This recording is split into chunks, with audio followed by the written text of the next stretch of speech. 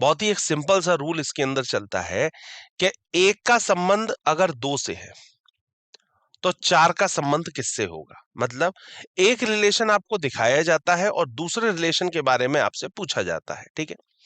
अब यहां पर रिलेशन किसी पर भी आधारित हो सकता है, नंबर पर हो सकता है, अल्फाबेट पर हो सकता है, किसी वर्ड पर हो सकता है। फॉर एग्जाम्पल लिखा गया इंडिया और इंडिया के आगे लिख दिया गया दिल्ली। अब ऐसे ही दे दिया गया बांग्लादेश और बांग्लादेश के आगे क्वेश्चन मार्क दे दिया गया। तो मतलब यहां से क्या बात समझ में आ रही कि भाई इंडिया की कैपिटल क्या है, आपकी क्या कहते हैं, दिल्ली है। और इसी तरीके से बांग्लादेश की कैपिटल क्या है, वही इसके अंदर पूछी गई है, ठीक है। तो इसीलिए वो हो जाते हैं वर्ड एनालॉजी के। अगर यहीं पर मैं नंबर दे दूं तो वो हो जाती है नंबर एनालॉजी, और वहीं पे अगर मैं अल्फाबेट या लेटर दे दूं तो वही हो जाती है लेटर या फिर अल्फाबेटिकल एनालॉजी, ठीक है। तो बेसिकली एक रिलेशन आपको दिया होता है और दूसरा रिलेशन आपको निकालना होता है। इसे समानता का अर्थ, समानता भी कहते हैं हम लोग, सादृश्यता भी कहते हैं, ठीक है। ये सारी चीजें, सिमिलैरिटी भी कहते हैं, रिजेम्बलेंस भी कहते हैं, ये सारे वर्ड्स इसके ऊपर हो जाते हैं, ठीक है।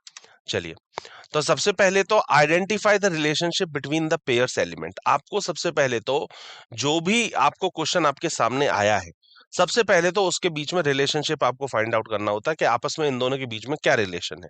जब रिलेशन पता होगा तभी तो हम सवाल के ऊपर जो भी हमसे क्वेश्चन पूछा गया उसके ऊपर अप्लाई कर पाएंगे। सेकंड नंबर पे दिया हुआ complete the other pair. Complete का मतलब एक दिया होता है, दूसरे पेयर को हमें कंप्लीट करना होता है, ठीक है।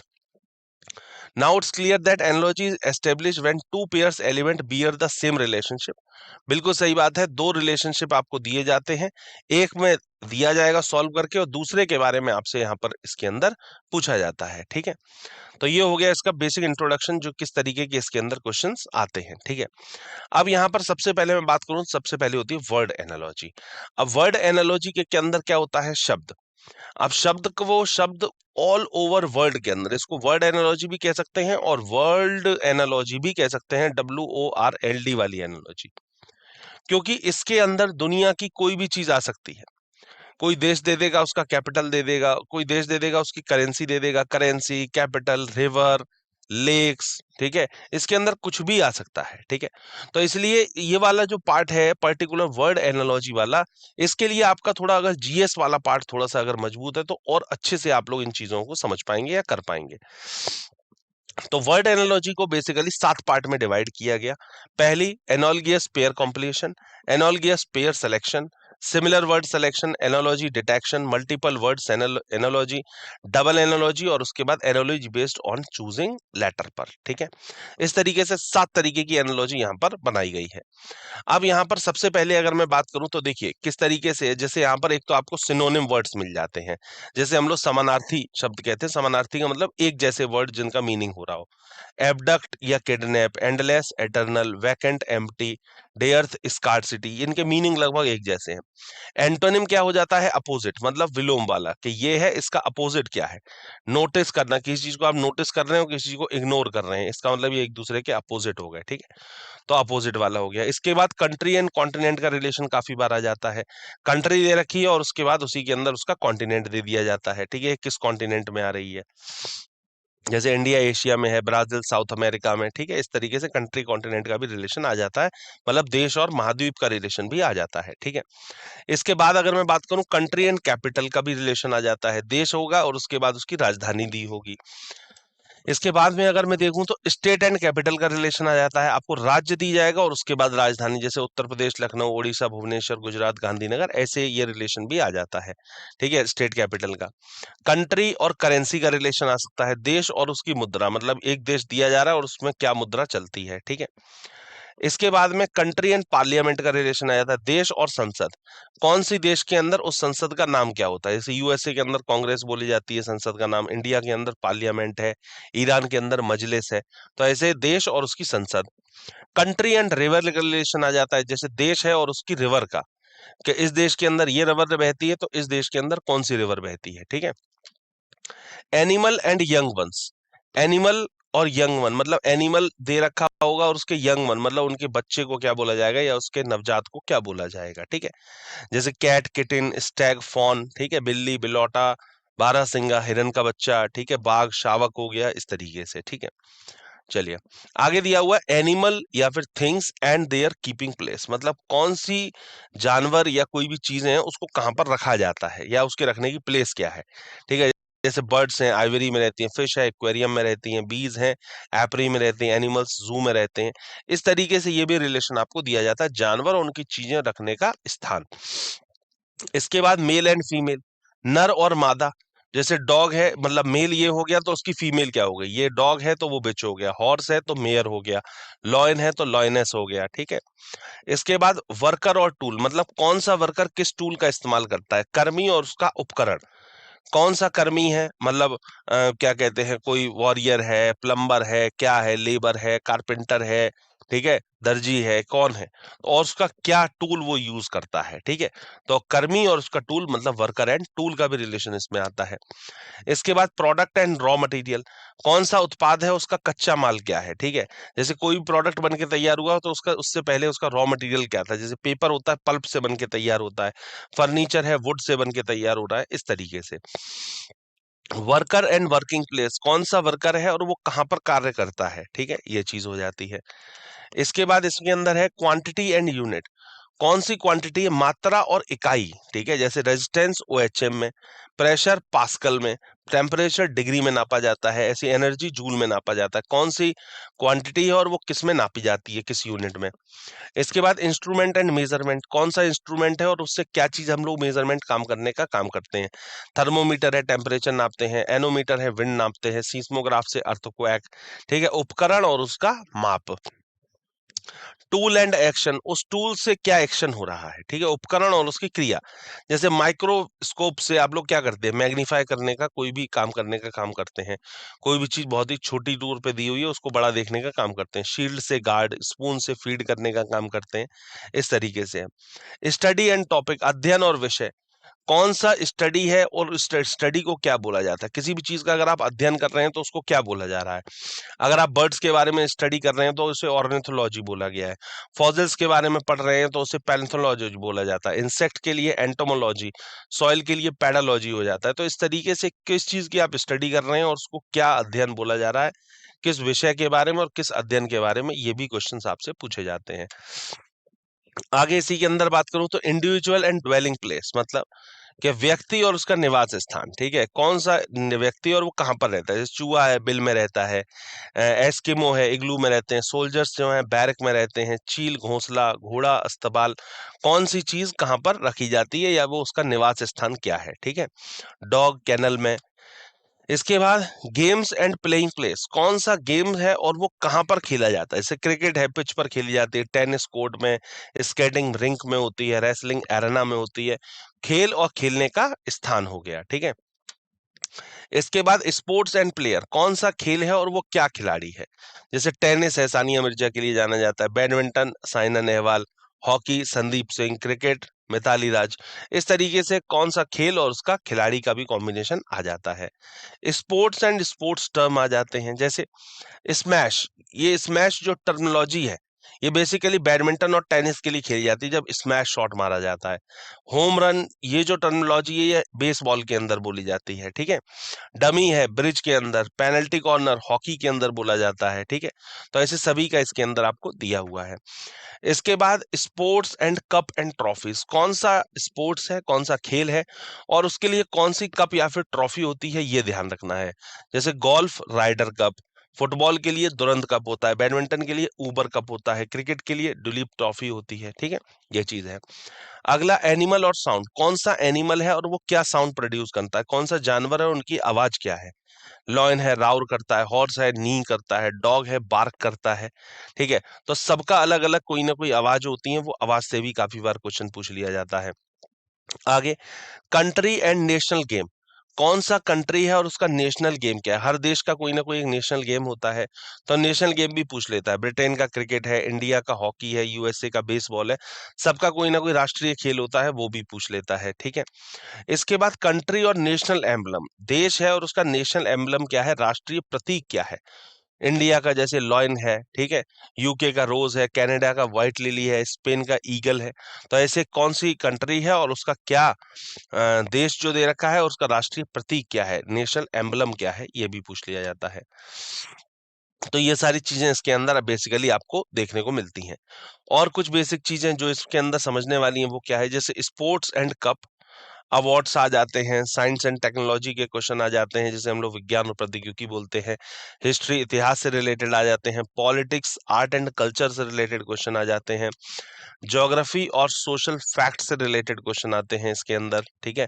और मॉन्यूमेंट्स एंड फेमस पर्सनैलिटीज, प्रसिद्ध व्यक्ति जो होते हैं उनसे रिलेटेड क्वेश्चंस इसके अंदर पूछ लिए जाते हैं, ठीक है। तो इस तरीके से बेसिकली कुछ आपकी चीजें आपको दी होती हैं। तो आपने देखा जो भी अभी मैंने एग्जांपल दिए वो बेसिकली सभी के अंदर कहीं ना कहीं आते हैं, पूरे वर्ल्ड की कोई भी चीज इसके अंदर आकर के आपसे पूछी जा सकती है, ठीक है। चलिए, इसी के बाद अगर मैं अल्फाबेट एनालॉजी की बात कर लूं तो अल्फाबेट एनालॉजी के अंदर क्या है, इसके अंदर अल्फाबेट से रिलेटेड आपको चीजें दी जाएंगी, अल्फाबेट्स दिए जाएंगे, अपोजिट होंगे या फिर उसके प्लेस वैल्यू से रिलेटेड होगी, कुछ ना कुछ लेटर्स के अंदर प्लस माइनस चल रहा होगा, अपोजिट हो रहा होगा, वही अल्फाबेट एनालॉजी के अंदर बताया गया है, ठीक है।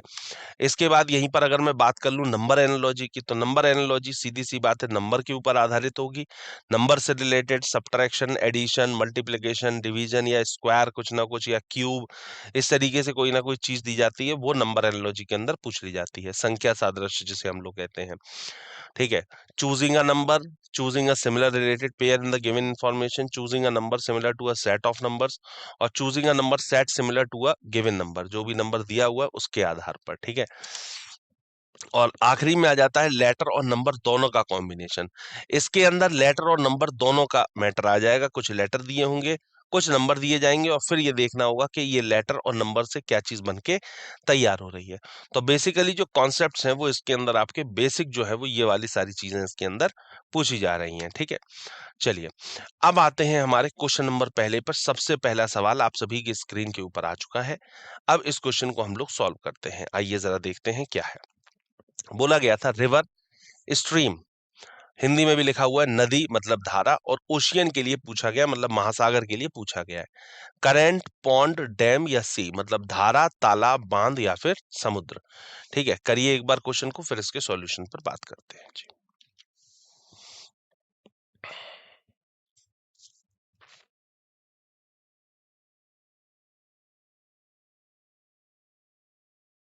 चलिए, देखिए बहुत ही सिंपल सी बात है, नदी अगर धारा से संबंधित है, ऐसी महासागर जो होगा ना वो धारा से संबंधित होगा मतलब करंट से रिलेटेड होगा, ठीक है। तो धारा इसके लिए बिल्कुल सही जवाब है, करंट जो है वो इसके लिए परफेक्ट आंसर है, राइट आंसर है, ठीक है। हाँ, आइए देखें इसके अंदर, देखें अवधारणा 12.1.1 का यूज करते हुए हमने क्वेश्चन को किया है। जैसे धारा का निर्माण नदी द्वारा होता है वैसे ही धारा का निर्माण महासागर द्वारा होता है, मतलब प्रवाह जो होता है जिसे हम लोग प्रवाह बोलते हैं या करंट बोलते हैं, इसका निर्माण महासागर द्वारा कहीं ना कहीं किया जाता है, ठीक है।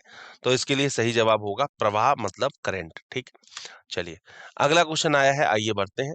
मैगजीन एडिटर, भाई मैगजीन जो होती है वो एडिटर उसे देखता है, एडिटर ही उसे एडिट करता है, बनाता है। ऐसे ड्रामा कौन क्रिएट करता है, डायरेक्टर, प्लेयर, मैनेजर या फिर एक्टर। पत्रिका का संबंध अगर संपादक से है तो नाटक का संबंध किससे होगा, निर्देशक से, खिलाड़ी से, प्रबंधक से या फिर अभिनेता से। करिए एक बार क्वेश्चन को, फिर सॉल्यूशन देखते हैं जी।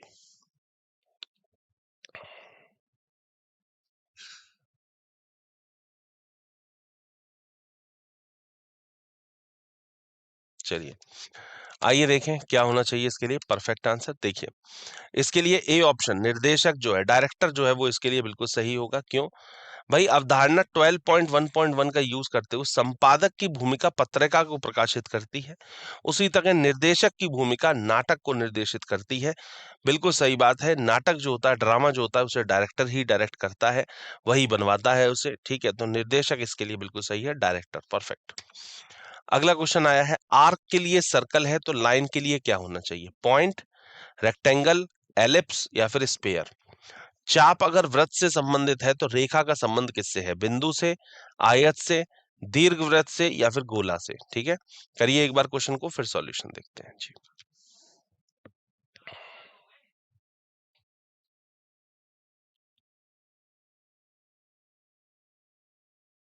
देखिए, चाप का संबंध अगर वृत्त से है तो रेखा का किससे होगा, रेखा का संबंध किससे होगा, आइए देखते हैं इसके सॉल्यूशन को।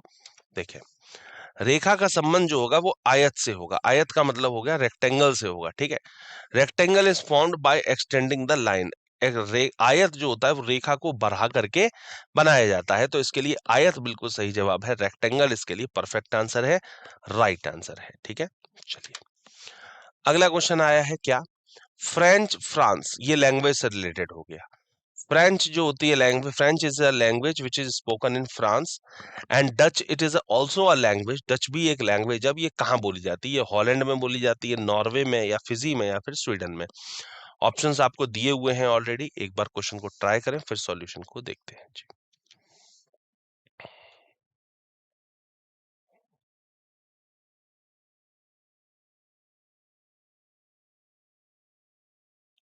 चलिए आइए देखें क्या होना चाहिए इसके लिए सही जवाब। बिल्कुल सही बात है, हॉलैंड।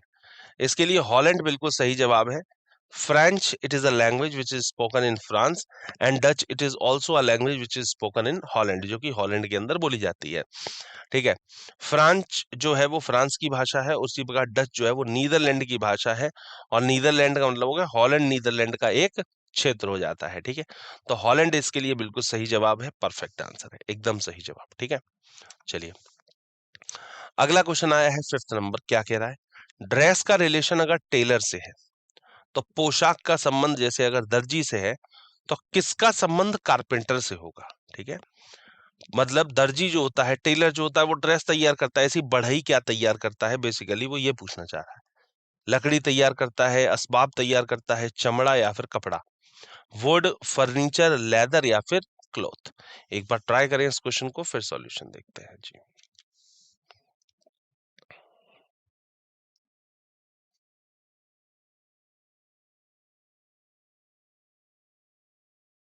चलिए आइए देखें क्या होना चाहिए इसके लिए सही जवाब। देखें देखें इसके लिए बी असबाब बिल्कुल सही जवाब होगा, फर्नीचर जैसे हम लोग कहते हैं।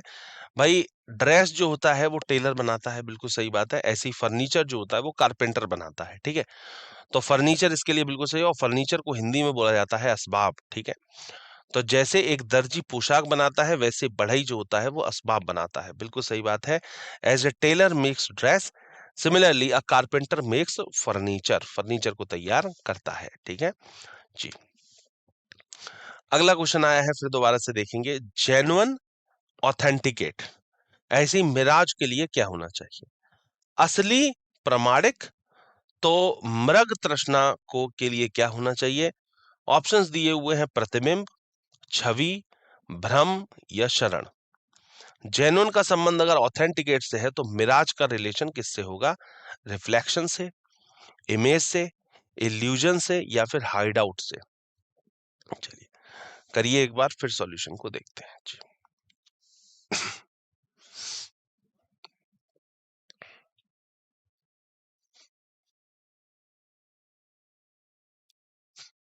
चलिए देखते हैं एक बार क्या होना चाहिए इसके लिए सही जवाब। देखिए भाई अवधारणा वही लगाई जा रही है 12 1.1 बार बार, ठीक है। असली, प्रमाणित, देखिए असली और प्रमाणिक मतलब कोई भी चीज अगर असली है, जेन्युइन है, तो ऑथेंटिकेशन उसका एक बहुत ही लाजमी सी बात हो जाती है। मतलब ये वर्ड्स जो हो जाते हैं दोनों लगभग एक जैसे हो जाते हैं, ठीक है। असली होना, जेन्युइन होना या ऑथेंटिकेट होना, ये बिल्कुल दोनों एक जैसे बने हैं, सिमिलर वर्ड्स हैं, ठीक है। अब मृग तृष्णा क्या होता है, मिराज क्या होता है, मिराज जो होता है वो एक तरीके का इसके अंदर इल्यूजन टाइप का होता है, भ्रम होता है, ठीक है। जब कभी भी आप इसके लिए एक एग्जांपल मैं आपको देता हूं, काफी बार आपने देखा होगा गर्मियों के दिन में जब मई जून की गर्मी होती है बहुत ज्यादा, जब आप सड़क पर चल रहे होते हैं तो बहुत दूर सड़क पे काफी बार ऐसा नजर आ रहा होता है, किसी हाईवे पे आप जा रहे हैं बहुत दूर ऐसा नजर आ रहा होता है कि जहां तक आपकी नजर जा रही है बहुत दूर ऐसा नजर आ रहा होगा कि कहीं पे पानी पड़ा हुआ है, सड़क के ऊपर पानी पड़ा हुआ है, मतलब सड़क गीली है। लेकिन जैसे ही आप उसके पास में पहुंचते हैं, वैसे ही आप वहां पर देखते हैं जाकर के कि वो पानी नहीं है वहां पर बेसिकली, ठीक है। तो वो क्या है, वो एक तरीके का इल्यूजन होता है, वो एक तरीके का भ्रम होता है आपको, ठीक है। तो ऐसे ही अब जैसे जो आपका एक रेनबो बनता है, अब रेनबो में क्या है, रेनबो भी ये थोड़ी नहीं कि रेनबो कोई चीज बनी हुई है उसको आप जाकर के कैच कर सकते हैं, या कलर्स हैं तो उसको कलर्स को आप जाकर के लेके आ सकते हैं, नहीं। वो भी एक तरीके का भ्रम ही है, वो आपको नजर आ रहा होता है, बारिश के बाद में जो ड्रॉप्स रह जाती हैं उसके द्वारा वो बनता है, ठीक है। तो वो भी एक तरीके का इल्यूजन ही है, ठीक है। तो भ्रम इसके लिए बिल्कुल सही जवाब है। असली का अर्थ प्रमाणिक का होता है, इसी प्रकार मृग तृष्णा का अर्थ जो है वो भ्रम से है। Genuine means authenticate, similarly mirage means illusion, एक तरीके का इल्यूजन होता है, भ्रम होता है। ये सैंड में भी काफी बार देखने को मिलता है, डेजर्ट एरिया में जब कभी भी आप जाएंगे ऐसा देखने को मिलता है। सैंड बहुत दूर को जब आप सैंड देख रहे होंगे बहुत दूर की, तो लगेगा ऐसा जैसे पानी जैसा है, लेकिन वो पानी नहीं होता है। सिंपल वो एक मिराज टाइप का बन रहा होता है, इल्यूजन टाइप का होता है, ठीक है जी। चलिए अगला क्वेश्चन आया है 7th नंबर के, क्या दिया है, prime fascia on the first view. Prime facie का मतलब हो गया कि पहली नजर में, ऑन द फर्स्ट व्यू। ऐसे ही इम पार्ट डायलेक्टो का मतलब क्या होता है, both parties equally at fault, while litigation is pending, a remedy for all disease, beyond powers. प्रथम दृष्टिया का मतलब है अगर पहली नजर में, तो अपराध का हिस्सा किससे है, अपराध का हिस्सा मतलब दोनों पक्ष समान रूप से दोषी, मुकदमा लंबित होने के दौरान, सभी बीमारियों का इलाज, या शक्तियों से परे। ठीक है, एक बार ट्राई करें इस क्वेश्चन को, फिर सॉल्यूशन को देखते हैं जी।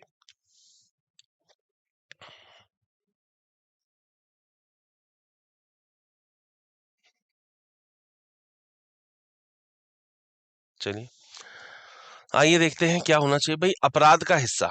ठीक है, देखें ऑप्शन ए इसके लिए बिल्कुल सही बताया गया है, एकदम सही है। दोनों पक्ष समान रूप से दोषी, अपराध का हिस्सा का मतलब हो गया दोनों पक्ष समान रूप से दोषी, मतलब ये भी दोषी है और वो भी दोषी है। इन पार्ट डायलेक्टो का मतलब both parties equally at fault. Prime fascia is a Latin expression and then meaning of this on the first view. In the same way, meaningful of in part directo, both parties are equally at fault. Prime fascia एक Latin अभिव्यक्ति है जिसका अर्थ है पहली नजर में, उसी तरह इन पार्ट डायलेक्टो का अर्थ है दोनों पक्ष समान रूप से दोषी। बिल्कुल सही बात है, ए ऑप्शन इसके लिए बिल्कुल सही है, परफेक्ट आंसर है, राइट आंसर है। Moving to the next question, अगला क्वेश्चन है 8th नंबर, आइए बात करते हैं। नाइटेंगल के लिए वर्बल लिखा हुआ है, तो फ्रॉग के लिए क्या लिखा जाएगा। Nightingale is related to warble in the same way frog is related to yelp, croak, cackle और स्क्वीक। बुलबुल का संबंध अगर मधुर गाने से है, ऐसे ही मेंढक का संबंध किससे होगा, येल्प से, टर्राना से, किकियाना से, या फिर चीची करना से। ठीक है, ये इसके बीच में क्या रिलेशन है आपको पता चल रहा है, ये साउंड है। ठीक है, साउंड के लिए भी मैंने आपको पीछे एग्जांपल दिया था, साउंड क्रिएट कौन कर रहा है उस साउंड के अकॉर्डिंग ये क्वेश्चन किया जाएगा। ठीक है, करिए एक बार फिर सॉल्यूशन देखते हैं जी।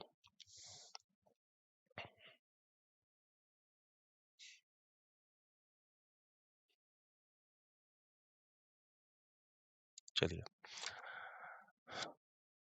देखें, बुलबुल, सीधी सी बात है, इसका जो सही आंसर होगा वो होगा बी ऑप्शन, टर्राना। भाई मेढक जो होता है वो टर टर टर टर आवाज करता है, इसका साउंड जो होता है वो टर्राने वाला होता है। ठीक है, जैसे बुलबुल की आवाज मधुर गान होती है, उसी प्रकार मेढक जो होता है वो टटराता है। कभी भी आप रात में अगर कभी आप निकले कहीं से, तो पानी के आसपास से अगर स्पेशल निकलेंगे तो टर टर टर की आवाज आ रही होती है, वो फ्रॉग बेसिकली आवाज कर रहा होता है। ठीक है, तो नाइटिंगेल वर्बल, ऐसी फ्रॉग के लिए हो जाएगा क्रोक, क्रोक का मतलब होता है टर्राना। ठीक है, as sound of nightingale is a warble, similarly sound of frog is croak. जैसे बुलबुल की आवाज मधुर गान से है, वैसे ही मेढक की आवाज टर्राने से है। बिल्कुल सही बात है, बी ऑप्शन। चलिए अगला क्वेश्चन आया है 9th नंबर, क्या है, monotony is related to variety in the same way crudeness is related to refinement, raw, sobriety, या फिर सिंप्लिसिटी। एक रास्ता का संबंध अगर विविधता से है, तो अशिष्टता का संबंध किससे है, परिष्कार से, कच्चा से, गंभीरता से, या फिर सरलता से। ठीक है, करिए एक बार क्वेश्चन को, फिर बात करते हैं जी।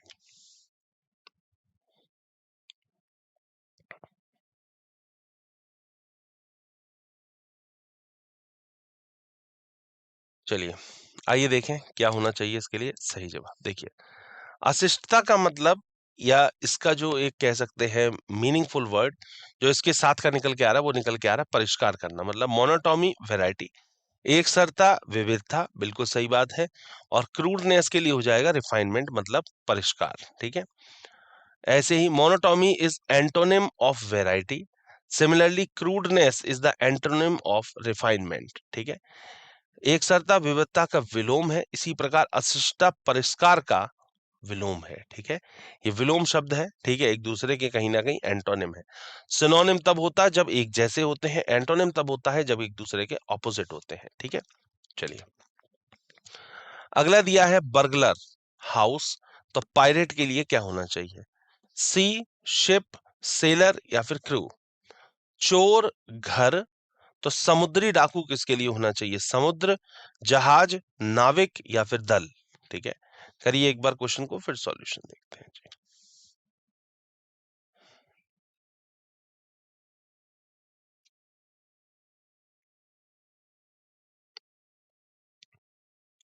चलिए आइए देखें क्या होना चाहिए इसके लिए। बी ऑप्शन जहाज इसके लिए बिल्कुल सही बात होगा। देखिए चोर जो होते हैं वो घर के अंदर घुसते हैं, या चोर जो होते हैं घर में घुसते हैं, ऐसी समुद्री डाकू जो होते हैं वो जहाज में घुसते हैं, बिल्कुल सही बात है। दूसरे को पहले द्वारा लूटा जाता है, बिल्कुल जैसे घर को चोर द्वारा लूटा जाता है, वैसे ही जहाज को समुद्री डाकू द्वारा लूटा जाता है, बिल्कुल सही बात है, ship. Second is robbed by the first, as house is robbed by the burglar, in the same way similarly ship is robbed by the pirate, ठीक है। Pirates, pirates of the stranger एक मूवी भी इसके ऊपर आई थी, वही थी समुद्री डाकू, ठीक है। चलिए अगला क्वेश्चन आया है 11th नंबर, देखें hill mountain in the same way stream is related to. पहाड़ी पहाड़, तो धारा किसके लिए होनी चाहिए? नदी के लिए, नहर के लिए, हिमनद के लिए या हिम रस्खलन के लिए? रिवर, कैनार, ग्लेशियर या एवेलनैची, ठीक है। एक बार देखिए क्या होना चाहिए इसके लिए सही जवाब जी।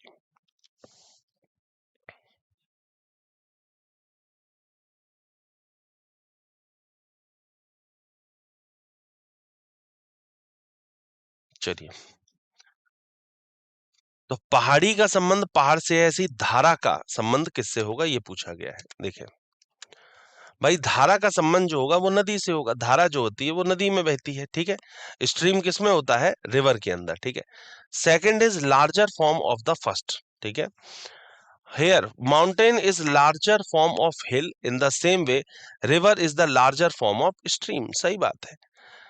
हिल छोटा जगह हो गया, उससे बड़ा रूप उसका माउंटेन हो गया, ऐसी स्ट्रीम छोटा हो गया, स्ट्रीम से बड़ा रिवर हो गया। ऐसी पहाड़ी छोटी हो गई, पहाड़ बड़ा हो गया, धारा छोटी हो गई, नदी उससे बड़ा हो गया। दूसरा पहले का बड़ा रूप है, यहाँ पहाड़ पहाड़ी का बड़ा रूप है, उसी तरह नदी जो है वो धारा का बड़ा रूप है, ठीक है। चलिए अगला question 12th number, pyramid Egypt ऐसी एफिल टावर, ये कौन सा कहां पर पाया जाता है? पिरामिड इजिप्ट में मिलते हैं, ऐसी एफिल टावर कहां पर मिलते हैं? स्पेन में, फ्रांस में, कनाडा में या फिर जापान में? पिरामिड मिस्र में पाए जाते हैं, तो एफिल टावर कहां पर है? स्पेन, फ्रांस, कनाडा या फिर जापान? ऑप्शंस दिए हुए हैं, करिए एक बार जी।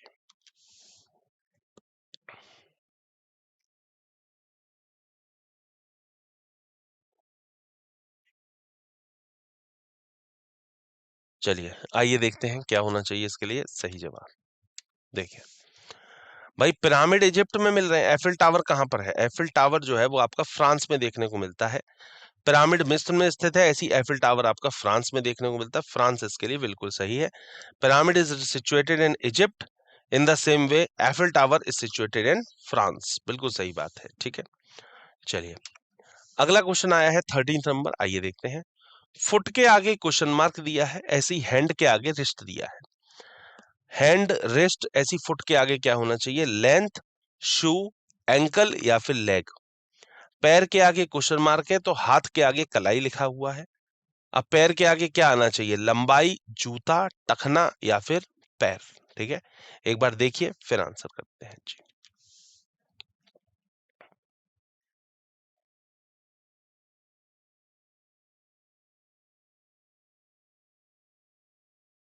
चलिए आइए देखते हैं क्या होना चाहिए इसके लिए सही जवाब। देखिए देखिए फुट के आगे ये लिखा हुआ है, as wrist is joint with the hand, similarly ankle is joint with the foot, ठीक है। जैसे कलाई हाथ से जुड़ा होता है, वैसे ही टखना जो होता है वो पैर से जुड़ा होता है, बिल्कुल सही बात है, ठीक है। तो फुट के लिए क्या हो जाएगा, टखना, ऐसी हाथ के लिए हो जाएगा कलाई। ये जॉइंट से है कि कौन सी किस चीज पे जॉइंट होता है, ठीक है। तो इसके लिए बिल्कुल सही जवाब है सी ऑप्शन, टैंकल, एंकल या फिर टखना, बिल्कुल सही बात है। चलिए अगला सवाल है 14 नंबर, आइए देखते हैं। Smell flowers, similarly taste is related to water, salt, food या फिर स्वीट। गंध का संबंध अगर फूल से है तो स्वाद का संबंध किससे होगा, पानी से, नमक से, भोजन से या फिर मिठाई से, ये देखना है, ठीक है। करिए एक बार फिर आंसर करते हैं जी।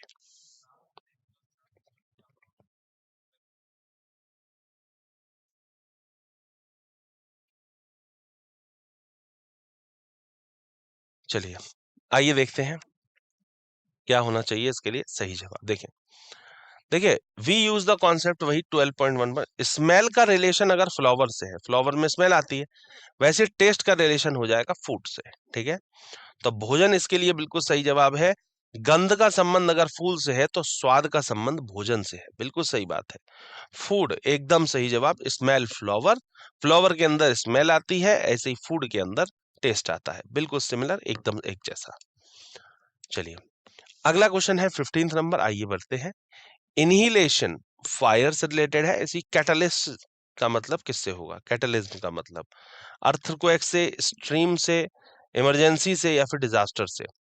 विनाश का संबंध अगर आग से है तो प्रलय का संबंध किससे है, भूकंप से, भाप से, आपातकाल से या फिर आपदा से, ठीक है। करिए एक बार फिर आंसर करते हैं जी।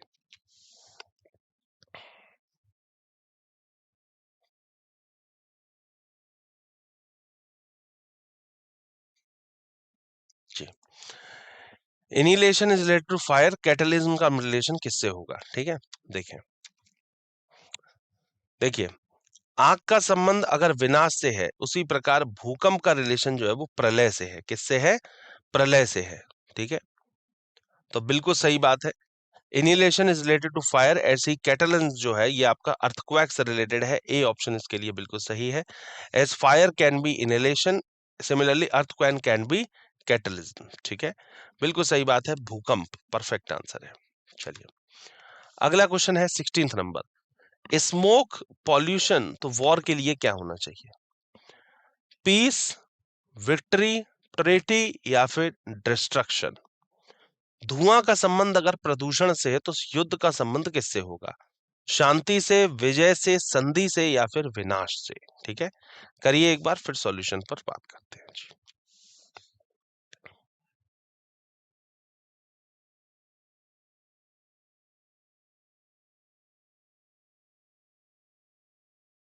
चलिए आइए देखें क्या होना चाहिए इसके लिए सही जवाब। देखें, देखो स्मोक का रिलेशन अगर पॉल्यूशन से है तो वॉर का संबंध किससे है, वॉर का संबंध होगा डिस्ट्रक्शन से, मतलब विनाश से। भाई धुआं प्रदूषण का कारण बनता है, ऐसे युद्ध जो होता है वो विनाश का कारण बनता है, ठीक है। दूसरा पहले का परिणाम है, ठीक है। उसी तरह जैसे प्रदूषण धुएं का परिणाम है, विनाश जो है वो युद्ध का परिणाम है, बिल्कुल सही बात है। आखिरी में आकर के क्या होगा, युद्ध अगर होगा तो आखिरी में यही मिलेगा, विनाश ही मिलेगा, ठीक है। Pollution is result of the first, in the same way destruction is result of war, बिल्कुल सही जवाब, परफेक्ट आंसर, राइट आंसर, ठीक है। मुलाकात होती है हमारी आपसे आगे के सेशंस में, तब तक के लिए थैंक यू सो मच।